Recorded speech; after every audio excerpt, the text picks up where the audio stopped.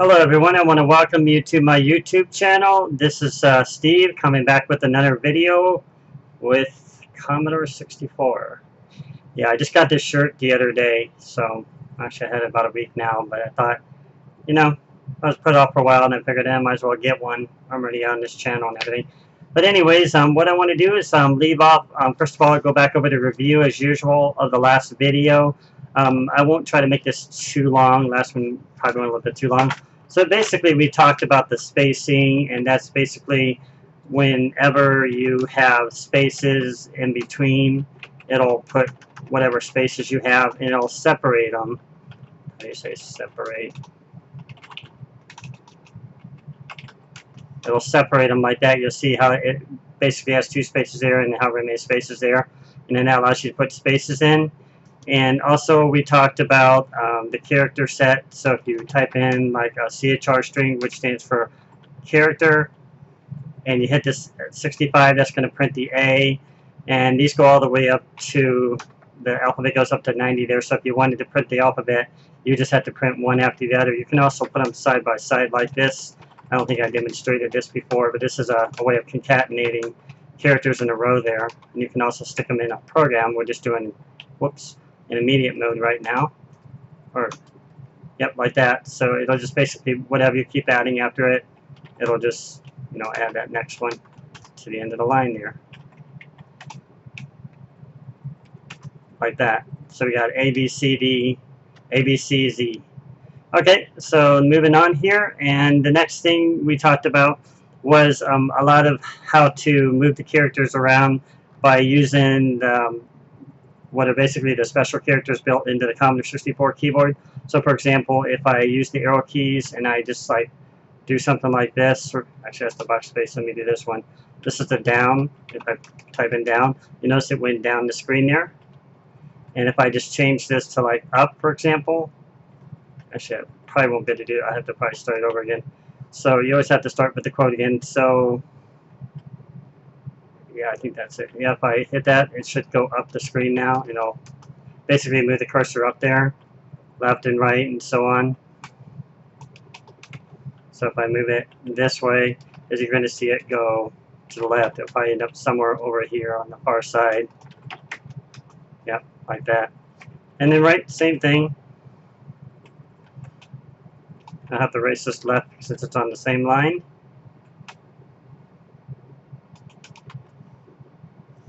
You just hit the right arrow key and you got it moving right. And then we also talked about changing the colors, so it's very similar except you're using the the control key and the tab key to change the character. So here's the holding the shift key and I'm pressing, for example, 3 there. Oops, I forgot to erase that. Pressing 3 there. I don't know why that didn't want to work. Okay, now they're coming on the screen. Okay, let's just type the whole thing again. So if I did there and I type it's control, I'm hitting the wrong key. Control like that, well, change the color, so it's not what I was trying to do. Let me just change it back. So if you also hold the control key, you can change the colors like that. Tab key changes the colors too. Put it back to the blue. Where the blue went. Okay, so under the shift key.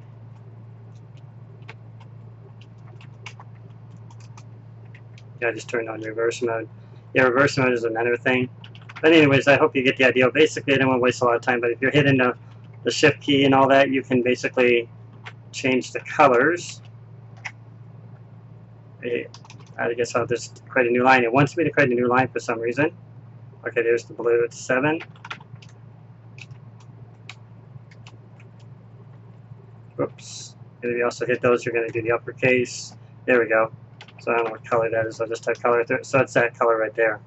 So that's how you kind of basically change the colors on the keyboard and everything. I'll just put it back to the default text. And not to go into a lot of example notes, and if you also want to tab over using a special command, you can use print tab. And you'll see the cursor moves over on your line. So that's a good way to, just to kind of create, like if you were creating, what's that called, like a Word document or something. And then of course we got the, looking at my list here, we got the square root. So the square root of a number, they'll give you square root. You got the integer, which removes the negative sign. So if I go in here and I type print, put a negative sign after it. Oh no, I'm sorry, integer doesn't do this. Integer goes backward and forward. So integer is a way of just creating a positive or a negative number. I meant to say the absolute is the one that does the negative sign. So if you put the negative sign after it, it'll remove it just like that. So even if you leave it, it just keeps it the same. So basically, just converts it mathematically back to the same place. Okay, and we went to reverse mode. That's just basically another control. And then you've got the graphics characters. So I think if you hold down the shift key there, you get graphics characters. If you hold down, I believe it's the tab key. Control key. Yeah, control key gives you the rest of them. So there they are. Something like that. And yeah, that's about all we really did on that one. Now we're going to go into some exciting stuff. So let me just clear the screen here. 5 minutes, not too bad, I guess. And we're going to be talking about loops, so I'll introduce those, and then after that we'll be doing conditions, which is known as if-then. So I'll just create a simple loop.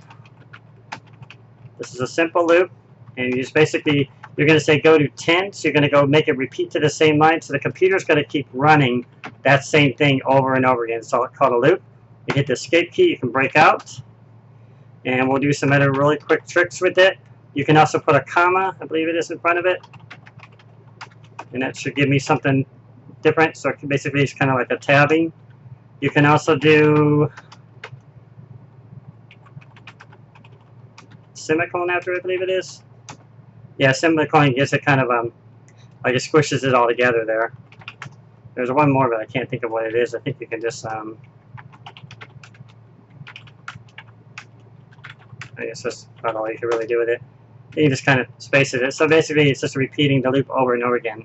So just keep that in mind. Wherever line you go to, this is going to keep incrementing in that loop. So if you have a giant program here, it's always going to go back to that line and just repeat the sequence of instructions. So let's get on to the fun stuff. Oh, one more thing I wanted to mention too. Also, if you use this word called CLR, I don't know if I mentioned this before, but this will clear a variable. So if I set this variable, if you remember variables from the very first video, and I set it to 4, if I print 4, you'll see that it's 4, and if I CLR, it should clear it. Yeah, it puts it back to 0. So that's a way of also the same thing with strings. So if I set a string, I don't know if I can use ST or not, I'll try that. ST equals a value. We'll just write value in there, and if I print ST strings, you see it there. And if I CLR, it should erase it. Yep, just like I thought. Okay, so that's the way of clearing your variables, and let's get on to that. So we'll erase this, and we'll start new. We'll use our CHR string to clear the screen. 147 is just the print character and the character set to clear the screen. And now I'm going to just type in a little program. I was going to use this one, but I think I'm going to come up with one that I originally did and try to be original. So this might go a little bit longer than usual. Decided maybe I'm going to try like a menu or something. So we'll just create, since we've used a lot of instructions that way it'll give us an example to be able to use more of our instructions that we've already went over. So let's just kind of position it. If you remember the down key here, whoops, actually, do that again. Didn't mean to do that now, it'll let me do it. Okay, so if I hit the down key here, I get the down key, we can kind of move it down the screen, and then we could just do something like this, tab, and make it set a position. How many more I'm going to need. And then we'll set like a menu. Let's see where that positions it. Not exactly where I wanted it, but we could change the tabbing here. Maybe we can make it, I don't know, 13 or something. Let's see how that goes. Can't get it in the middle there. I'm going to try 18.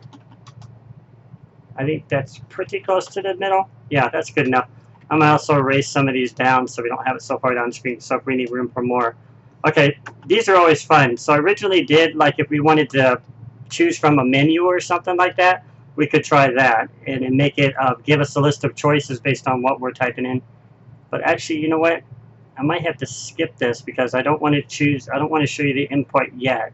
The book I'm using is this book right here, and I'm trying to be consistent with the book, which is the Commodore 64 User's Manual. I was going to demonstrate this. I might just stay consistent with my other stuff, but let me see what happens if we go with this. So if I'm creating a menu, we can make it choose from a list of items. If it equals this item, this item, then we could create a sandwich or something like that. But anyways, I'm not going to do that because it's just going to be out of consistency with what I'm already doing here. So sorry about that. Let's just go back and stay consistent with the code I've already written, I guess. Maybe later we'll go into the menu. So AG, you can also leave in no spaces. You don't need to have spaces in here. Okay, I'm just going to type it in and then I'll explain it. You notice I introduced a new character here before the 2-1.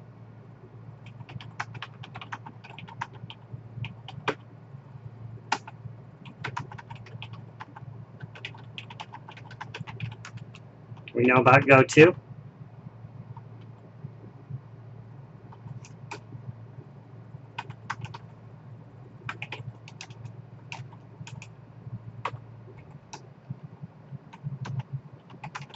There's going to be a couple newer things you're going to see here already. But, as usual, we'll go back over and we'll explain them.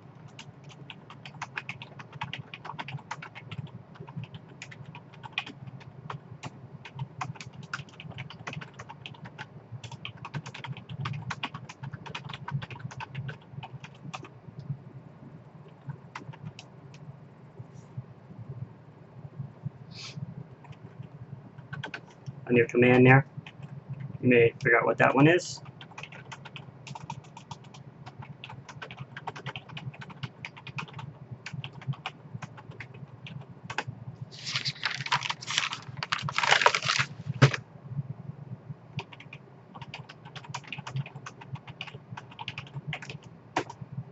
Okay, so let's review the new changes we made in this program. Just looking on my notes here, so line 10 here we already know is going to clear the screen, and line 20 sets a constant value of AG equal to 20. Remember, you're going to use just the 2 characters to use the regular variables. And then line 30 begins our first decision. So I mentioned if then, but a decision is basically a way of choosing one or the other. So you choose one or you choose the other. So it's one choice or the other choice, basically. So it's basically a decision like this is less than 21 means it could go less than, goes this way. Greater than means it goes this way, and so on. Greater than or equals, it could be going like this. So enough of the hand motions. I'll kind of run the program for now, and then we'll see what happens here. See, now it says you must show your ID before entering the bar. You are not old enough to enter the bar. And let's add some color in here. I guess we could do that too, since we already went over that. Let's see what that one does.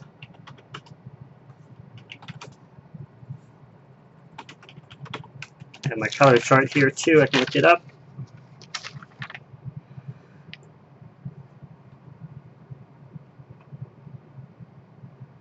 I know this one's yellow, I believe.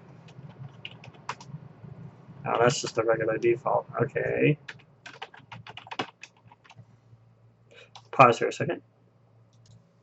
Okay, so I've gone ahead and I've changed the color to kind of like a little yellow here. So we'll run the program and you notice it just like before. It says you must show your ID before entering the bar. Now, if we remember the value AG here, it sets it on line 20. We originally set it to 20, and this is just changing the color, by the way. And then we say if age is less than 21, then is it? If we print it, we can see it's 20. So it hasn't changed the value, so this is not going to change the value. All this is a condition, as I mentioned. It's just basically deciding. Now let's look at that a little closer here. If you pay attention and notice here, it says if AG, and it shows this sign. This is the less than sign. Somebody always said the alligator thing. I'm not sure if that would work in this example, but basically think of it like a bat flying away. I think it looks like a bat from a visual perspective. So he's flying away this direction, and if he's going this way, it'll be greater than.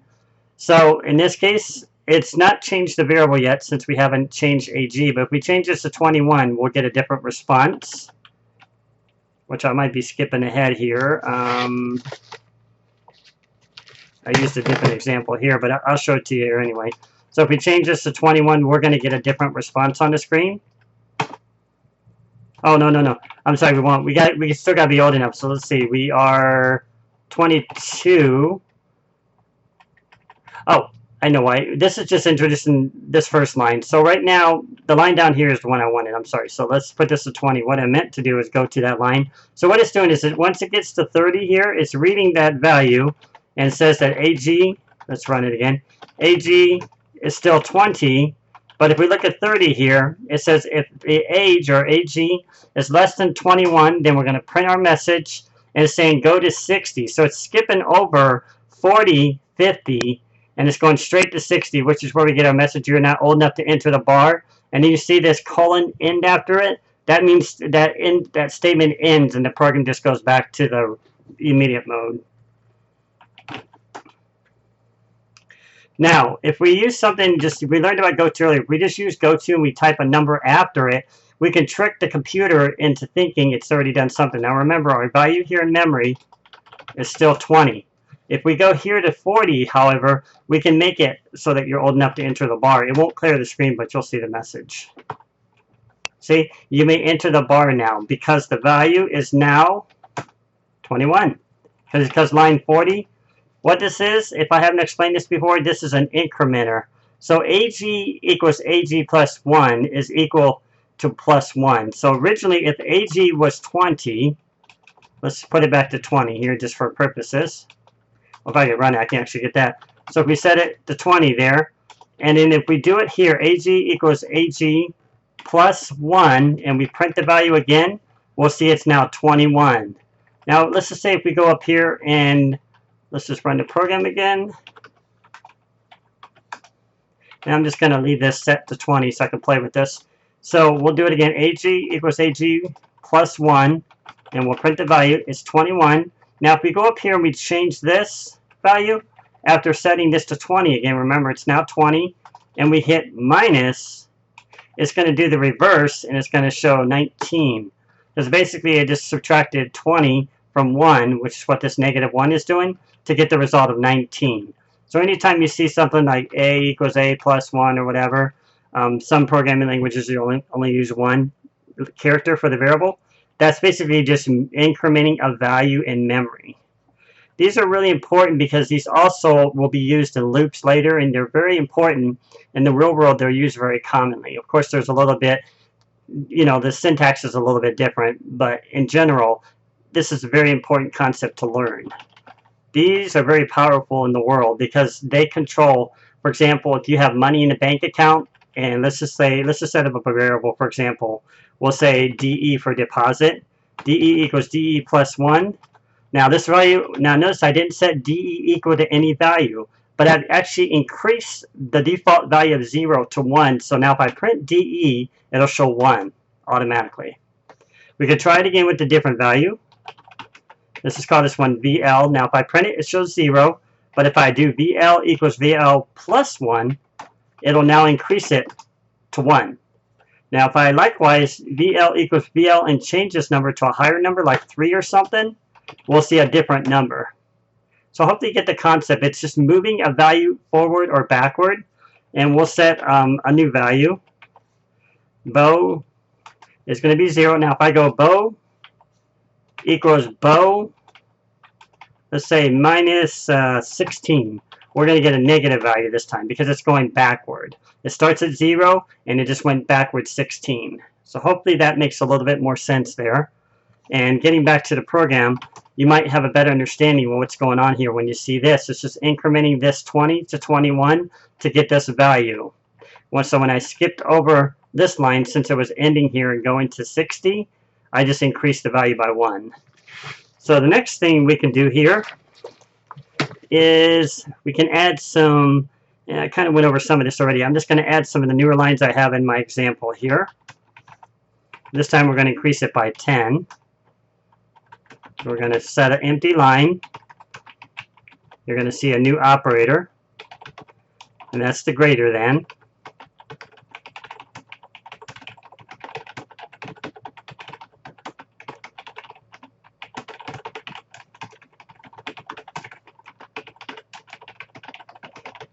And then we're going to make the computer tell us how old we're going to be at that time. Now I'll go over this and I'll run it. It's still going to do the same thing because we still ran the original program. However, if we go down to this line, 80, we're going to get a different value this time. So let's go to 80 and see our message. See, you will be 30 years old, and I think I skipped one here. Let me see. Oh, I should have probably went to line 70. Let's do that. Let's just go to line 70 so we get the full message. So, you are going to celebrate your 21st birthday at the bar today. You will be 30 years old. Let's just run that again. It's a little bit messy there. See? You're going to celebrate your 21st birthday at the bar today. You will be 30 years old. Because the value of AG is now 30. Why? Look at the example again. Remember, up here it was originally 20, so the default would automatically run it to 20. But here we're incrementing the value by 10. Why? Because when we run it the first time, AG in memory is currently going to show 20. So what we're doing is we're taking that value that's still in memory and we're increasing it by going to this line 80. So if you add 20 plus 10, you get 30. So that's the same thing if going to 70. It's going to basically make it print that value to show you how old you are, which is done in this line, and I'll explain. Let me go over this line so I don't go too fast here. To explain this, if AG, and remember this is the bat flying away from us, basically he's flying in that direction, so it's greater than 30, then print in 10 years you will have celebrated 10 years at the bar. We know it's 10 because it's basically adding 10 to it right here in line 80, of course, as I mentioned. So this is greater, so it's basically taking this value and just, it's kind of a comparison. It's saying, is it this, is it that? And greater than 30 could be 30, 31, 32, 33, and so on. Less than 30 or less than 21, as we had earlier, could be 21, 20, 19, 18, 17, and so on. So you think about number line, as I mentioned before, and it's basically just showing is a number in this direction or is it in this direction, to kind of keep track of it that way. You can also use greater or equal to. Now I don't have this in my example, but I wanted to leave this in to kind of show this to you. So let's make it say if it's equal to a certain age, maybe we'll insert a line here. Remember how we save room to insert lines? So if AG is greater or equal to, we'll say greater or equal to 40, then we'll print the famous line, Lordy, Lordy, he is 40. Just put a little exclamation mark after it. So basically, as we go back to our line here, we'll run our program again just to make sure, and then we'll go to line 70 again.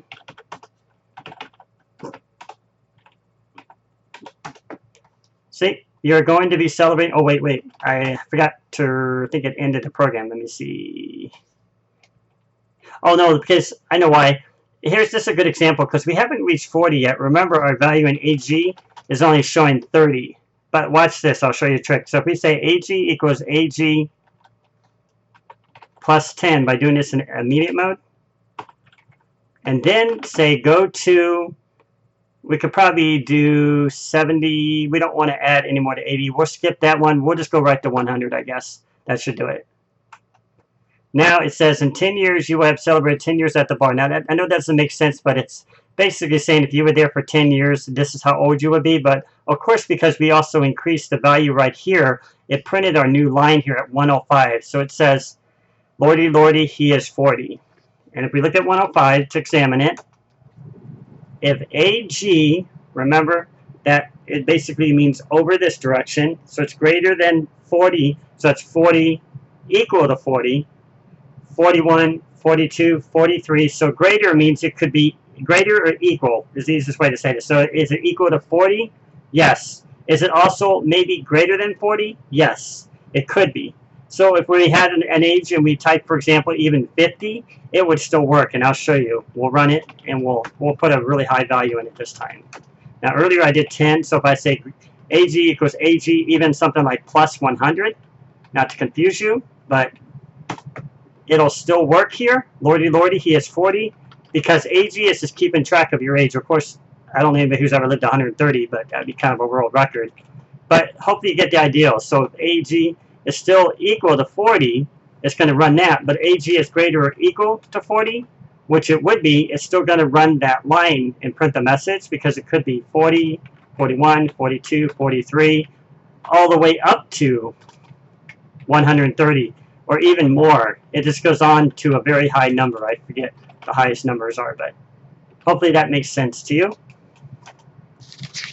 And I think I've pretty much covered everything. We could also run this in a loop, but if we run this in a loop, that's why I didn't really want to go over loops yet, even though they talk about them in the book. Because if we run a loop right now, it's just going to keep running the program and constantly print messages on the screen. I'll show it to you, but it's... Well, we could actually do it because it's going to end the first line. But let's just say if we went to 70 and we did something like this and say go to 70. See, it's just going to keep repeating it all over the screen. It's basically just running that loop end concession over and over again. So that was all I was going to basically cover in this video for that. The reason why is because the next examples, and maybe we still have time to do that menu program, but I haven't really thought about it. But maybe I'll put that together here. Give me 1 second, see if I decide to do that. Okay, guys, I'm back here for a short pause. Actually created another program here and to demonstrate some of the condition statements here. So I'm going to go over that with you right now. Since I had a little bit of time here.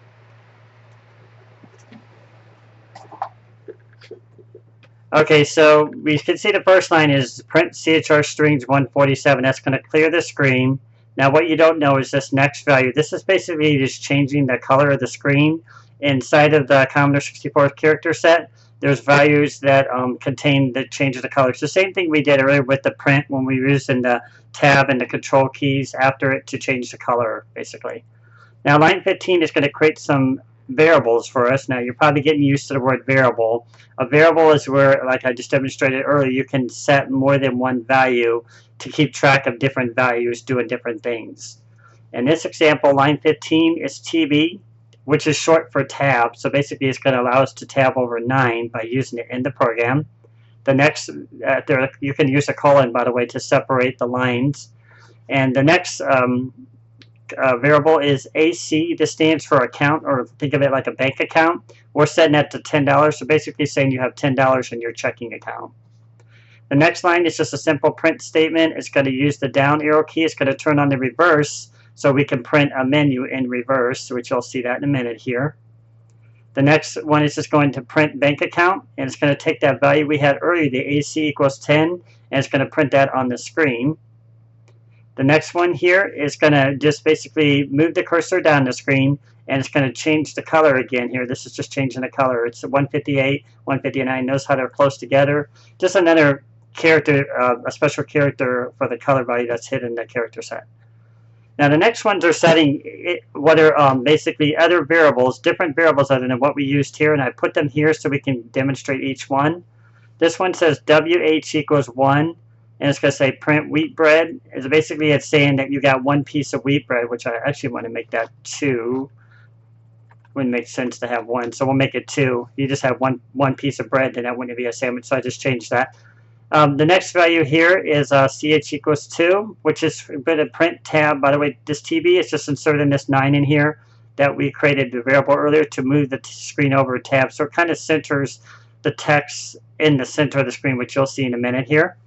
And then we got one for MA equals 1, and once again center the tab and print mayonnaise for a sandwich. And then we're going to basically move the cursor over a little bit and set MA on the screen to show how much the mayonnaise costs. So this is basically how much the bread costs, how much the cheese costs, how much the mayonnaise costs.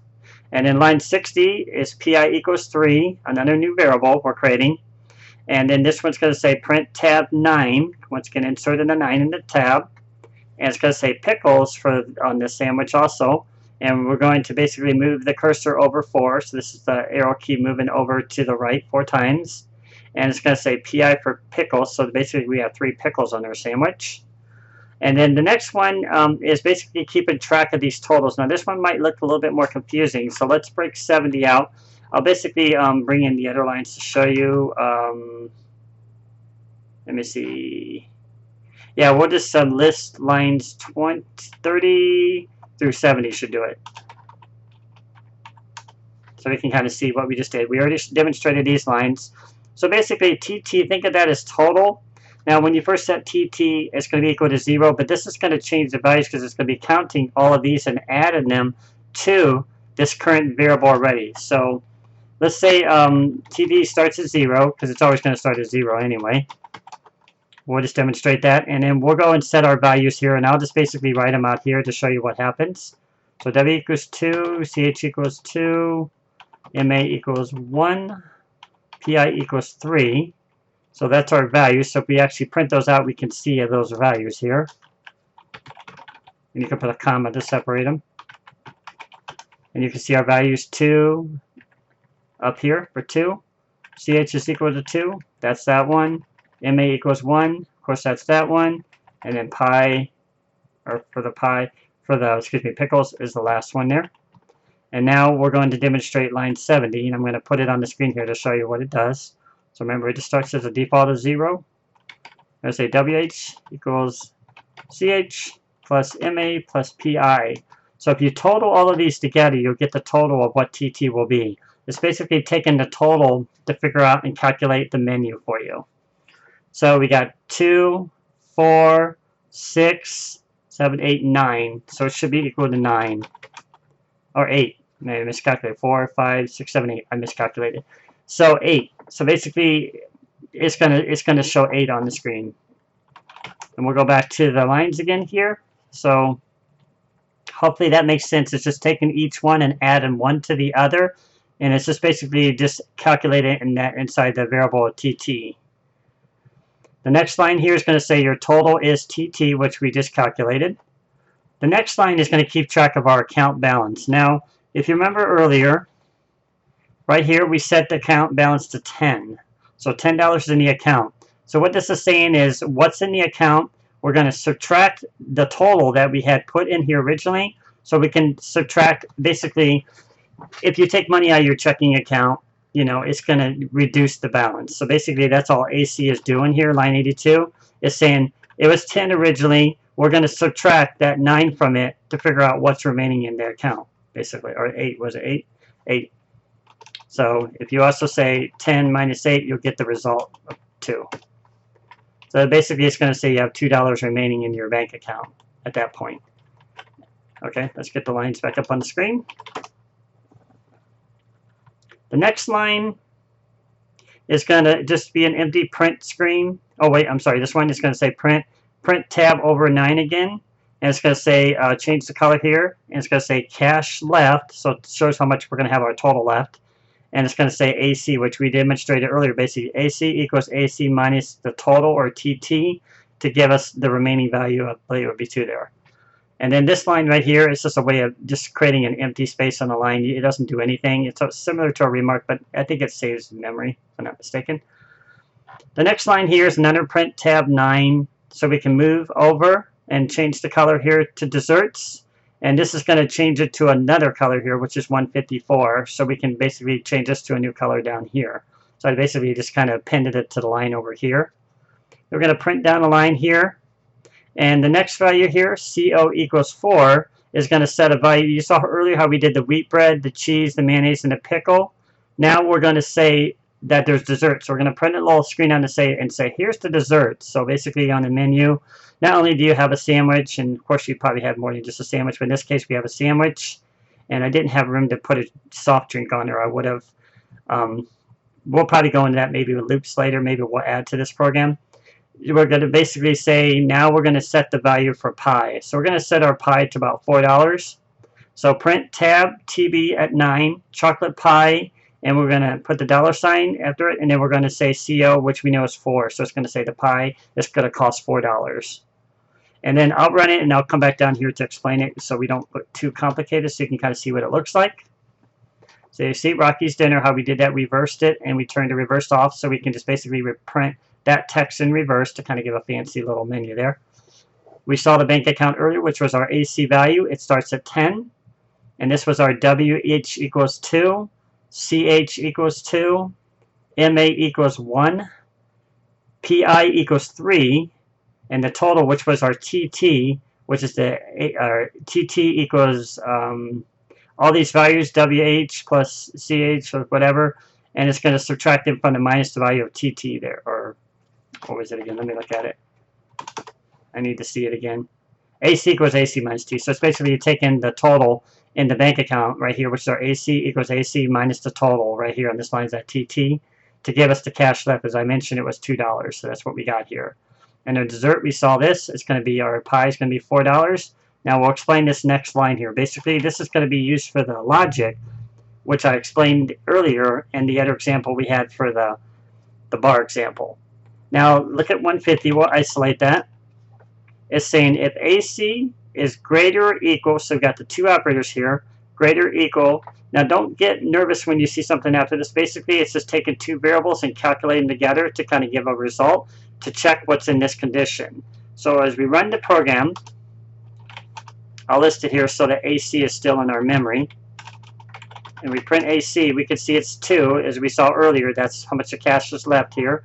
So if you look at it this way, we could say print AC, and then we're going to add these two to show you what this total is.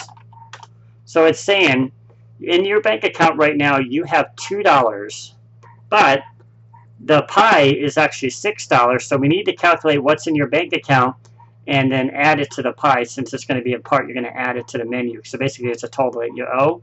So it's going to come to 6 at this point and figure out that you added a pie to the menu. So basically, that gives us a total for the pie here. So it's basically a way of saying AC equals AC plus CO, but it's kind of a tricky idea here. So we're saying what is in the total you have right now. We started with 2, so we have $2 remaining in cash. So 2 plus the chocolate pie, which is 4, equals 6. That's basically all this line is saying is if the account balance you have is greater or equal to the total you have in your account plus the cost of the pie, which is the CO for chocolate, then it's going to say you added a pie to the menu. But in this case, we don't, so we're going to use the next line. So we'll go and run it again, and I'll show you. So it says you don't have enough for the pie, which basically it used our next line. So let's go down and look at that one, which is where I select 160. And once again, we'll print AC to see it. It's 2. And then we'll look at this line, and we'll print those values so you can see what's going on again. Just like before, we're going to see the 2 and the 6, just like we demonstrated. So we're saying if what we have in our bank account and the two operators here is less than or equal, as I demonstrated earlier. So it's saying, is it less than or equal to the total? So basically, you could have less than this amount, but you could also have equal to the total.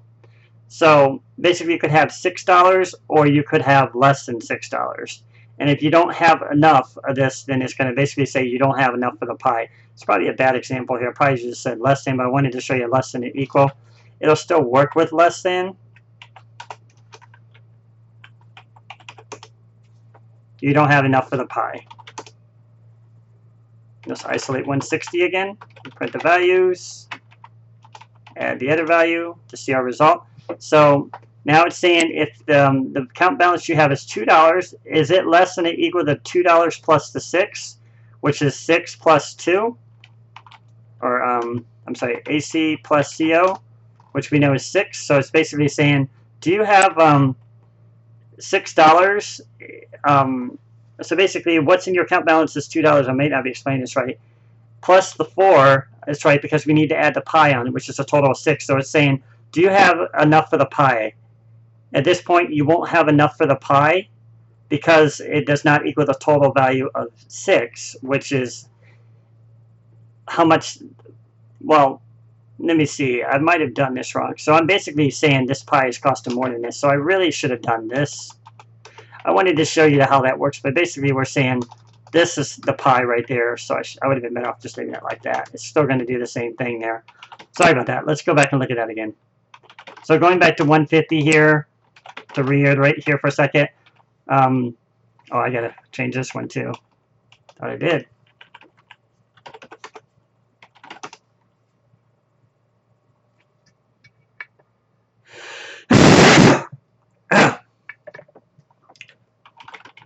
Okay, so we'll print these values again. Sorry about that. So it's saying the account balance you have is $2, but the pie we know is equal to $4. So it's saying if what's in your account, is it greater or equal to this value? So is it equal to 4 or is it greater than 4? Which means you could have more than $4. And if it is, you're going to add a pi. In this case, we don't have enough. But I'll show you if we go ahead and we actually increase the value by 2 and we go back to that line 150, it should say you added a pi. You added a pi to menu because now we have enough for the pi, which is $4. That looks better. And then 160, print the values again. So we know, oh, let's actually rerun it again so we can reset our values. So we have $2 in our bank account, but the pi is $4. So here it would just say you don't have enough for the pi. So when we run it, you'll see it says you don't have enough for the pi since our remaining balance is $2. And I'll print it here to show you on the screen. That's the $2 for the cash. And then, of course, the pie is the chocolate is $4. So we don't have enough for this pie because after we've calculated all of this, our total was $8 minus the 10. So 10 minus 8 is equal to 2 because we subtracted these just like from a bank account. And we don't have enough for the pie now because we spent some money. Now, if we took out some of these items, we would have enough for the pie.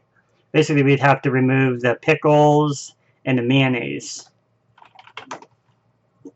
to have enough for the pie. So hopefully that makes more sense and you can see a way of kind of, you know, creating a little example of a program. This isn't an entirely good example yet because we can't really go into the restaurant and just buy one sandwich. It just kind of gives us one quick decision on the pie at this point, and it gives us a total on the sandwich. But later we could have it say, if you have enough cash here and you're spending this versus this or that, we could add different items in there. We could add a soft drink, and not a really fun example, which I've demonstrated that before, is like a lottery ticket, but I'll try to come up with something a little bit better because we already showed the lottery ticket in an older video. So I hope you guys really enjoyed this video. It was really fun for me to really put together this material for you. And please look forward to more videos to come from the Commodore 64 channel. And please like and subscribe this channel if you haven't already. And let me know, put your comments out there. Let me know what you think of this. Or if you want to add to it, let me know. We could have some fun with it. The whole idea is just here for learning environment purposes. So thanks for watching, everybody.